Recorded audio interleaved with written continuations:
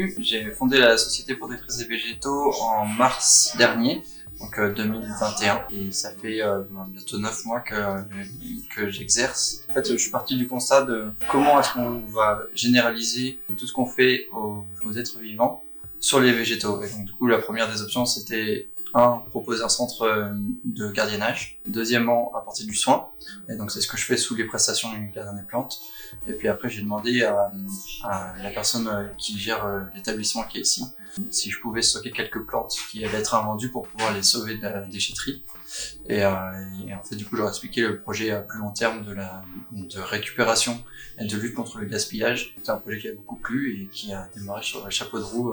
Les différentes sources de gaspillage, ça va être auprès du particulier parce que il déménage, parce que il sait pas l'entretenir, parce que il a pas envie, il garde un mauvais souvenir, il a pas envie de garder cette plante-là. Au niveau du professionnel, c'est simplement des renouvellements de stock, une surproduction.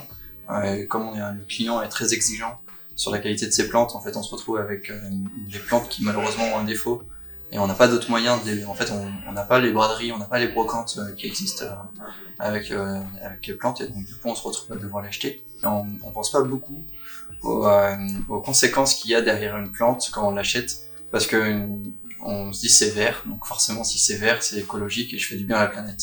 Si je veux avoir une petite empreinte carbone sur mon objet, il faut que je vérifie par transparence qui l'a produit ou qu'est-ce que ça a engendré, quelle est l'empreinte carbone et le bilan carbone de l'ensemble de la production.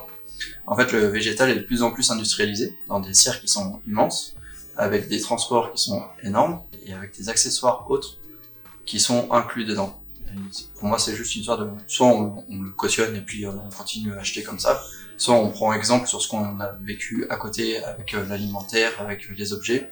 Par exemple, en fait, je consomme en toute transparence et résonance avec mes envies de faire du local, du circulaire. Mais pour le moment, on n'en parle pas beaucoup. En fait, on se dit c'est vert, donc forcément c'est bien. Mais derrière, en fait, il y a la même consommation d'énergie pour la faire venir. Et c'est d'autant plus parce qu'on ne s'est pas posé la question en tant que consommateur.